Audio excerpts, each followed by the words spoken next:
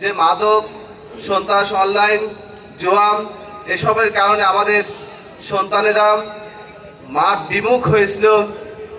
এজন্য আমাদের ক্যালেন্ডার ছিল যে বছরব্যাপী আমরা তারুণ্য উৎসব 2025 উদযাপন করব। এর মাধ্যমে বিভিন্ন খেলাধুলার আমরা আয়োজন করব। এরপরে আমাদের মাসব্যাপী ক্রিকেট টুর্নামেন্ট অনুষ্ঠিত হবে। এছাড়া ব্যাডমিন্টন খেলা অনুষ্ঠিত হবে। দেশীয় যে সংস্কৃতি, দেশীয় যে খেলা, লাঠি খেলা স্যার আপনার নির্দেশক্রমে এগুলো অনুষ্ঠিত হবে। স্যার আপনি যোগদানের পর থেকেই এগুলোকে গুরুত্ব দিয়েছেন। অনলাইন ক্যাসিনো থেকে যেন আমরা দূরে থাকতে পারি, মাদক থেকে যেন দূরে থাকতে পারি। বাল্য বিয়ে, আত্মহত্যা, মেহেরপুরের যে কমন সমস্যা, এইগুলো যদি আমরা সারা বছর ব্যাপী পরিচালনা করতে পারি লেখাপড়ার পাশাপাশি, তাহলে আমাদের ছাত্ররা একদিকে যেমন লেখাপড়ায় ভালো করবে, অন্যদিকে সামাজিক যে রোগ, সামাজিক সমস্যা, এগুলো থেকে আমরা মেহেরপুরকে মুক্ত করতে পারবো।